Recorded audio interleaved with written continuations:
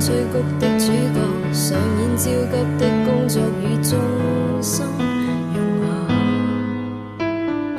壓迫追憶的束縛，獻給偏激的思想，支配踐踏，結束思想的漂泊，揣摩不羈的觸覺與眾生沉默。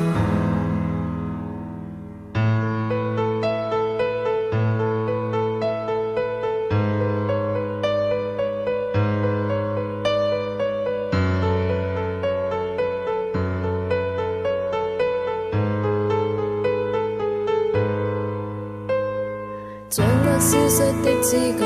忐忑不安的召喝，凝聚山下，滿足身體的揮霍，扭曲端莊的肩膊與眾生。